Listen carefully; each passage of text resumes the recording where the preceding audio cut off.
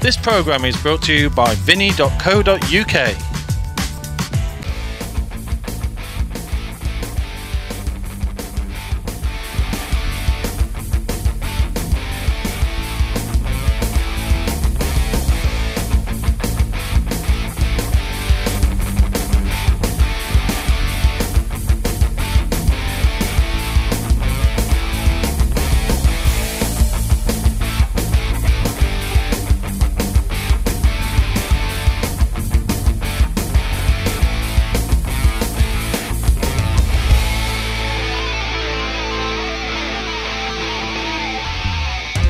Evening, a very warm welcome to the vinny.co.uk Champions League pool once again on Free Sports here on Monday nights. Where would we be without live pool on our Monday nights? Hey, Stephen Jameson and Simon Webb with you once again. Delighted to be continuing through this pandemic and providing you with some Q Sports loving. It's going to be a great night tonight, Simon. A really, really interesting lineup. Yeah, we've seen some great players so far, but tonight's lineup, I think every week we've had so far, I've always had a little inkling, or I could have picked somebody that might go through. Tonight I can't, or I can probably make a case for all four players. It's probably the tightest group we've had in the 5 weeks we've had so far.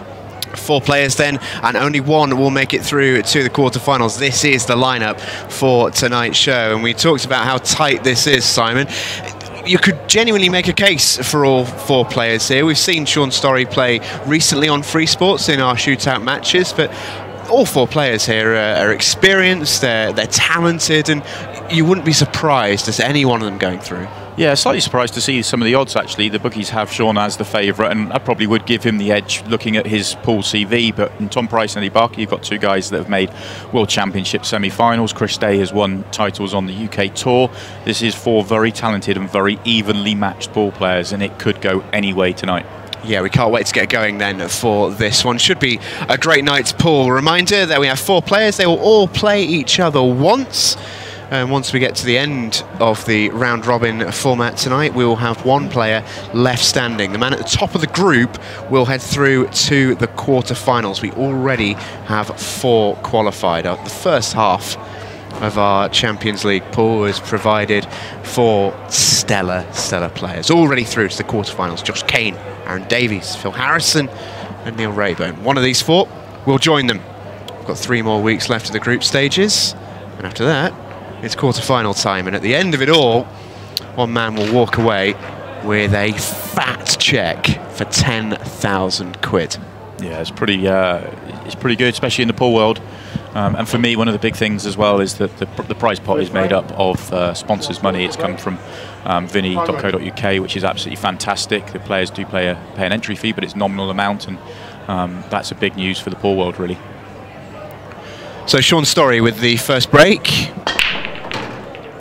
And he's hit that well. You got that black in motion as well. Remember, we're playing shootout rules, which for those of you who've been familiar, you will know that a black off the break will win you the frame. And you can see here, lovely slow-mo action. This came close. It did. It's tracking towards that centre pocket. Red keeps it out, but powerful opening break from Shaun. Fantastic start, although he didn't get left with a ball to go for after that, so didn't get rewarded for a good break.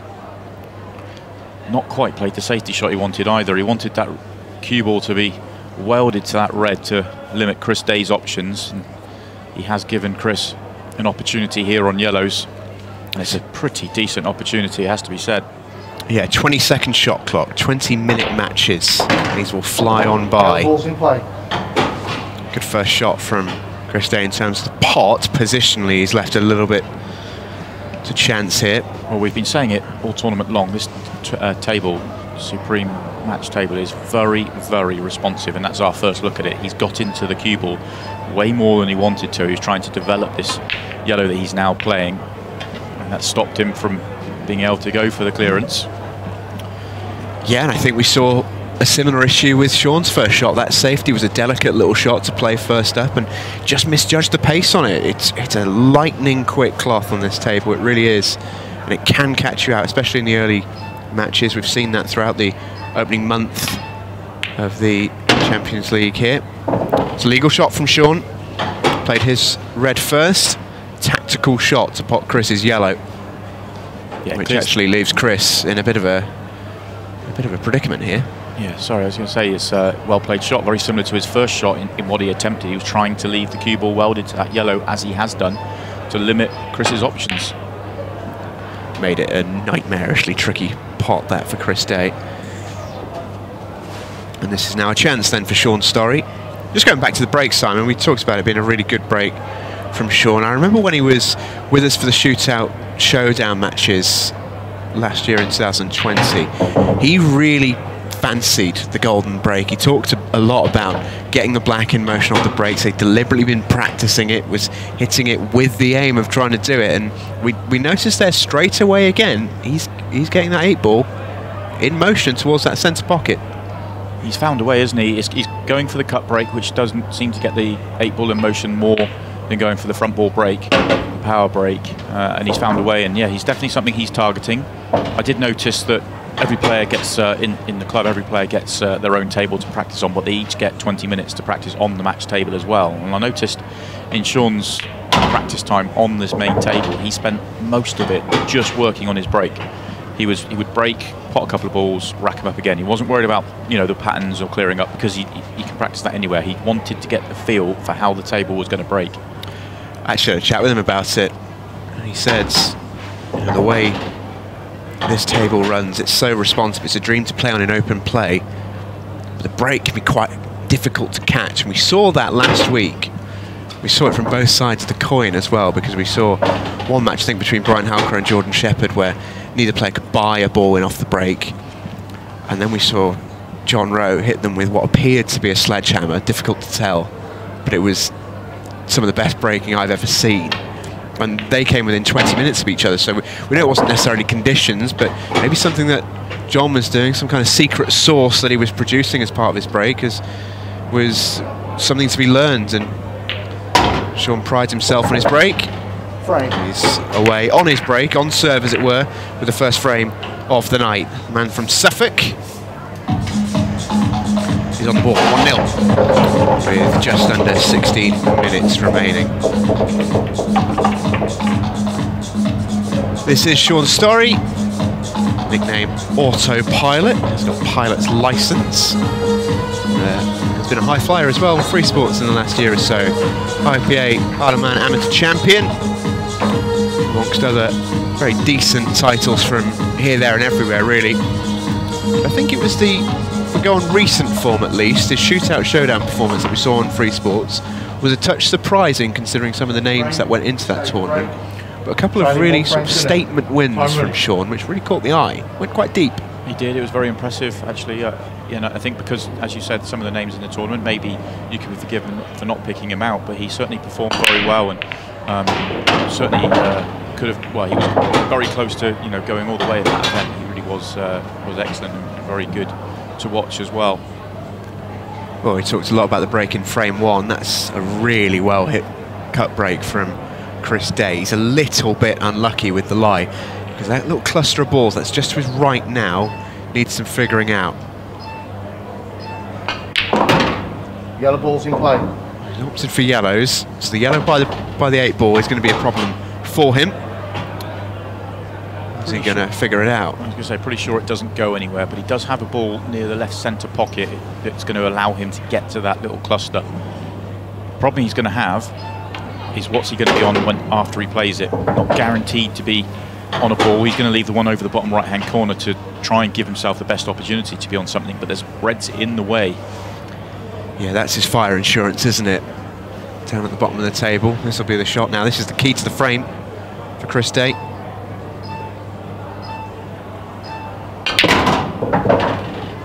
And that is not what he wanted. More evidence of this very responsive table. Got into that way too much. Cue ball was a long way from where he was intending, and that's because of the amount of spin he managed to get onto the ball. Not more than he wanted to, and now he's in trouble. Well, the pot cushion first isn't the most difficult shot he'll ever play. He chooses, in fact, deliberately to play safe, and I think it was wise. Could have chased it, but it would have been very ambitious. He's just given Shaun the toughest option, really. But Shaun could get his first pot away. He's in with a great chance here. Shaun has the same problem that Chris has, although he misses that first ball. Still no better for Chris here, though. Even though Shaun misses this isn't going to cause him too much of a problem, because there's not a lot that Chris can do.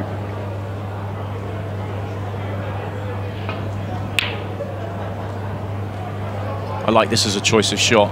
He's trying to get the yellow up to that top left-hand corner, and he's not just trying to block the pocket and get it in the way for some reds. He's actually trying to get a ball into the area where his problem is, so that if Shaun now does miss, at least there's one near that problem ball.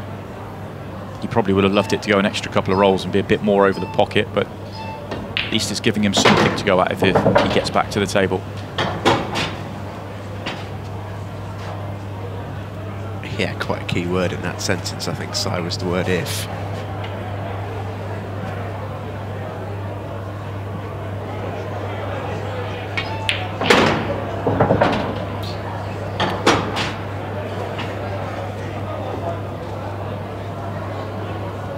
Shaun's got a little bit of work to do. He's got a similar job to do, actually, that Chris had with his opening couple of shots in this frame. He needs to open that red up. That is wedged to the yellow, just below the baulk line. I think he might have an angle to do it here. He's tried. This might not be too bad. I don't know if he can quite see enough of it to play the plant. He might be able to throw some side onto this and create the angle. He's having a good look.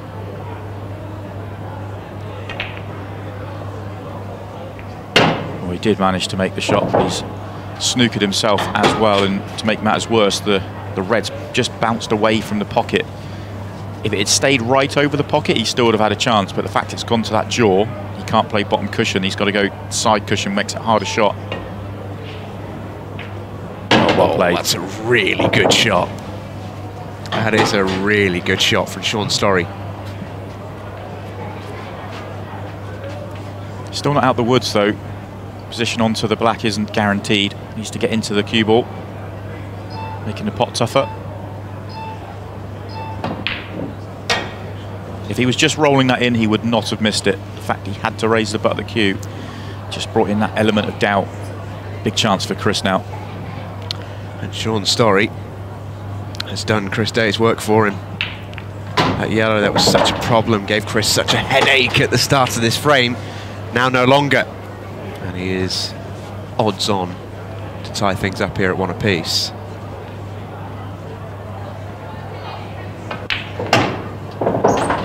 What do you make to the shot choice from Shaun? Could he have accepted a tougher 8-ball to make the easier red? Or do you think he had to try and get that white out by playing at that sort of pace? I think if he plays it plain ball, he's not on the 8-ball at all. I think he had to get into the cue ball and get some work on it just to get back a fraction. So probably had no choice. Bliss for 1 apiece. And easy does it for Chris Day. All square. Just shy of halfway through our opening match. Chris Day, also from Suffolk. World team champion and the European team champion with England, as well as a UK Tour Challenge winner. We'll see that as sort of a bit of a theme throughout tonight, in that all the players have got good accolades to their name. Not what you'd maybe call outstanding, like a couple of the players that we saw last week, but really good, solid pro players, and it's difficult to pick between them because of that. Yeah, the strength of depth in the pool world is absolutely phenomenal. It really is, and you know, we're talking about 4 fantastic players here, and you know, we can't pick between them, and their CVs are all fantastic, really. You know, winning titles with England, winning titles on the UK Tour is some achievement from Chris. But the one theme throughout all 4 players is predominantly playing, all their titles predominantly come from world rules side of the game. 8-ball in motion once again. Another very good break from Shaun, and once again a break that's not fully rewarded him unless he can snick the ball into the left centre pocket. Really does get that 8-ball moving, doesn't he? He seemed to have stumbled upon the formula, but on both of his breaks so far, Shaun's had a difficult shot from the bottom of the table to open things up. It wasn't a difficult pot, but the amount the white had to move meant he wasn't really in too much control of it.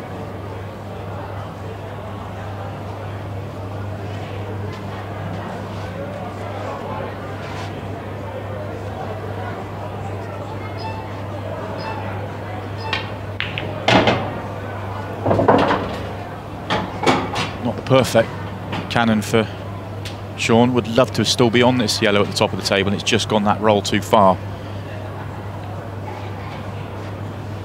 You can still see the one at the bottom of the table. So there's still a chance here, but it's not the easiest pattern.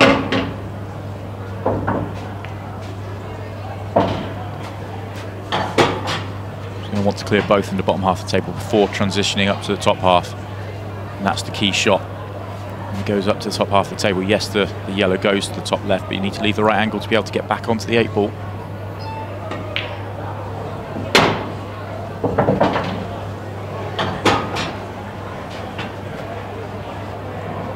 He may well look to track the cue ball towards the 8 ball here.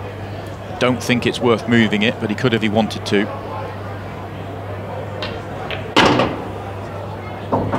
Doesn't want to be right on the cushion. This is very similar to the previous frame where he's going to have to raise the butt of the cue to be able to get the position he needs. Feeling a deja vu here for Shaun Storry, isn't it? Very similar shot, this. Effort's all in the white. And he's in a bit of a halfway house in the end. He treble this across. Yeah, I was thinking the red's definitely in the way of the double, but he's still thinking about the treble. That red looks like it could still be in the way. He's got to go very close to that red. Yeah, he clipped the red. And to add insult to injury, he's fouled. So cue ball in hand for Chris Day.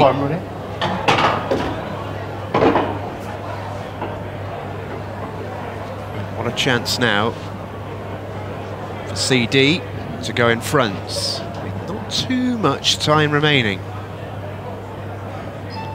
It is difficult to chase in this format. It really makes it hard. Comebacks are very possible, but it's uncomfortable. Shaun Storry, don't forget from the shootout showdown, was the master of the comeback. He probably had the best of the lot. Yeah, 3 frames, and I think it was 4 minutes. I think it was more than that, actually. I think he was 4-1 down with 8 minutes left on the clock, and he won the set 5-4. That's some comeback, isn't it? Well, Chris played that with an eye to leaving Shaun snookered. Cursory luck from Chris. Shaun he's achieved it. Shaun should get this 8 ball in motion, though. He should get the contact, hit it solid. You never know. Always hit it too solid. Yeah, didn't he just? Not a foul shot, though. Everything stayed on the table, which is pretty remarkable, actually. I'm not sure how, but it did. And now the balls are in the open for Chris Day. In these short formats, and I say it all the time when you've got great players playing out there, it's about taking your opportunities. And Shaun did take the one in the first frame, didn't manage to take one in the second frame, and this one in the third frame's got away from him as well. So he's had more of the chances in this match, and he's staring 2-1 behind with not much time left on the clock.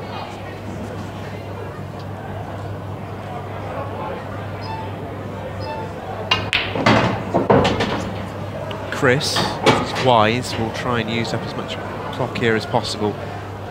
There's an element that comes in towards the end of the match. Clock management is such an essential part of so many sports. Not too many in this country, but particularly in American sports, likes of hockey and basketball and American football. It's all based on that clock management down to the 0 line. And shootout pool, it's probably the closest equivalent that we have to that sort of clock drama. We've seen matches, the results of matches hang on the result of clock management. We've seen it in this tournament already. No question, I think Zach Shepherd should have won a match earlier in the year against Phil Harrison because of clock management. It got away from him. So then with 5 minutes left, Chris Day here is going to go 2-1 up. Shaun Storry can use his experience. He does know there is plenty of time. He doesn't want to leave too much to chance. Right. Of course, we have seen Chris Day in a shootout event before. He played in the Super Series straight after the first lockdown. Came up against Gareth Hibbert, I think it was, in the first round. Fantastic match, just went against him, but really showcased what he can do. Reminder of what we've already seen in this Champions League pool. These are our 4 qualifiers so far from our opening 4 groups. You see there the standard of players they've had to beat as well. Josh Kane, I thought, was particularly impressive in his opening group. Aaron Davies was solid as a rock in Group 2. Then we had a bit of a Christmas and New Year break. Phil Harrison returned to put on a bit of a show for us. He grafted his way through a tough group to qualify into the quarterfinals, and then Neil Rayburn just edging out John Rowe last week to qualify through in what was probably the toughest group so far, the group of death we called it last week. I think it lived up to its billing. It's an all-star lineup for the quarterfinals so far, isn't it? It really is, yeah. It's coming together really nicely. It's also worth mentioning that those 4 players are all into the money stages as well. You managed to get through your initial group. You are in the money, which is positive for all the players. I think we might have a foul break here.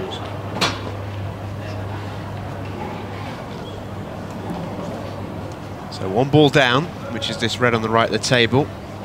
We do play to a 4-point rule with the breaks, so there must be either or. You get a point for every ball and a point for every ball past the centre line. So the referee has called for a review of this break. I think we've seen 1 replay of it, and I'm pretty sure this is going to be a foul break, but he's going to be looking at a screen now to confirm it. He gets to make the decision. That's what they're just waiting for. A few technical gremlins, but that is the hold-up. The clock in the match has stopped, though. I think it's important that we get these decisions right, because matches in this, especially these tight matches, can hang in the balance on these decisions. Yes, here's the look.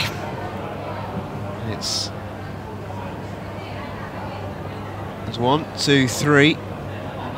They potted one. And a ball down. Well, actually, if we watch this again, though, the ball that's potted is one of the balls that goes past that centre line, and the ball can only score once. If that is the case, and it is, it's the one that goes past, that is still a foul break. And the referee has made the correct call. It's an important point, actually, that often gets missed, that a ball can only score once, so either past the centre line or going in the pocket, and I think the referee's got that one absolutely spot on, so we will see another break. Pool VAR, you fancy? Well, as long as you get the right decision, we'll probably argue that was a little bit slower than we wanted it to be, but we got the right decision in the end, and it could cost Chris as well, especially now that he's just got himself back in, or he's got himself in front in this match at the crucial moment. He's now going to give Shaun an opportunity to break, and we do know that Shaun's breaking really, really well. Shaun Storry to break. Yeah, it certainly is. There's another look at that break. 1 ball down, 3 past the centre line. So very correct in his analysis. A ball can only score once, so break is rightfully re-racked, and Shaun gets the option of making Chris rack again, or doing this, and no great surprise, see that lovely break in action once again.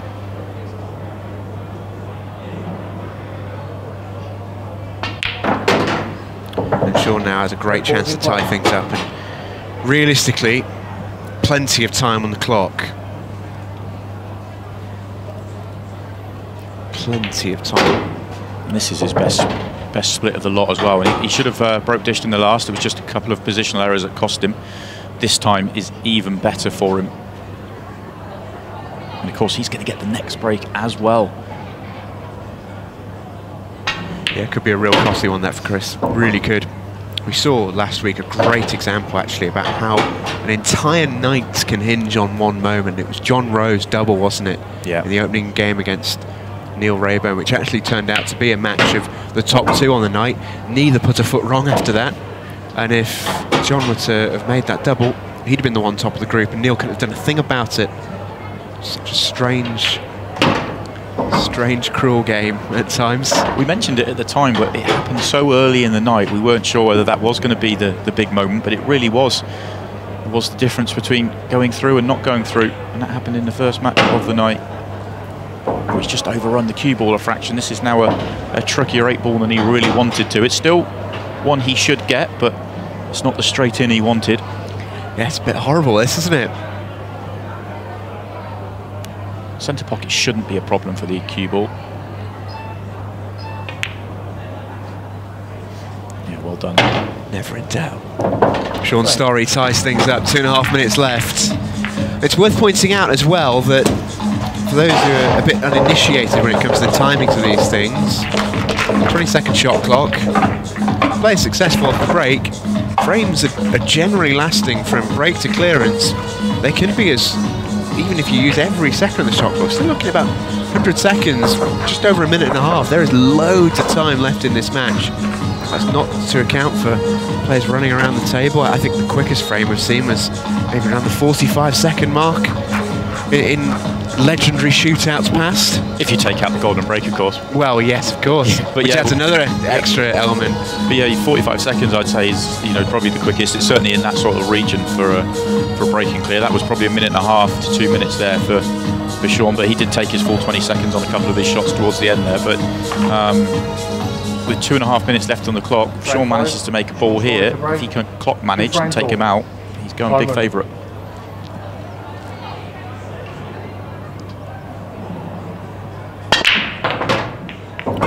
First time he's really failed to connect with the break, but it actually might set up a better chance of a finish. Just an early look at it. It's tough to tell. This might be another quite tricky opening shot here for Shaun. So he's really punching that white down the table. Could just get through to the reds, so reds are a real good shout here. Reds are a real good shout.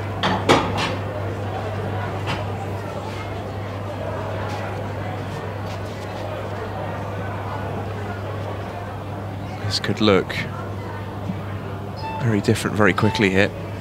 Key shot for me. And he's missed it. That needed to go. That needed to go. He's not left anything easy, I don't think, for Chris here. That's the only benefit to playing that shot. Shaun knew that he was quids in if he made it. You can see the red he's on at the bottom right. The clearance from there should have been a walkover. He's not left anything simple. Can't see easy safety either for Chris. It's a tough shot. That's why he's taking his extension. Now is he going to kiss that in off the reds? Is it going to drift in anyway? What a shot that is. What a great shot from Chris Day. That's fantastic. Shot. In the circumstances, that pot is absolutely money from Chris Day. What a shot. Now we look down to the yellows at the bottom of the table and see what problems does he have.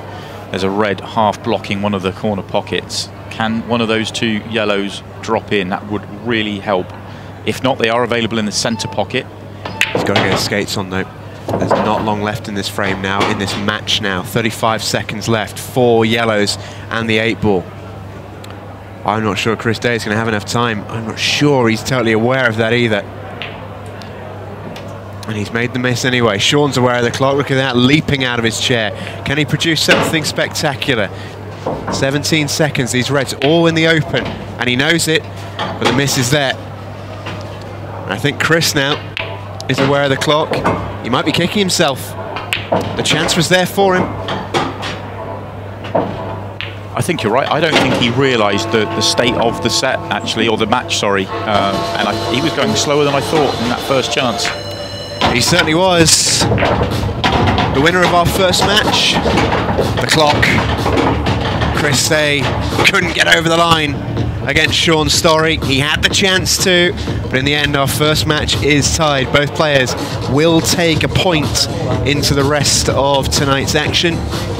And to borrow an old football cliche, a draw probably the fair result.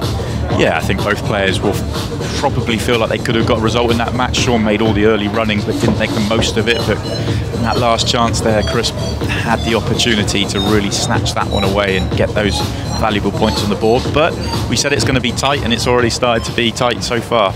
It sure has. Our next match is up on deck. Tom Price versus Eddie Barker when we return.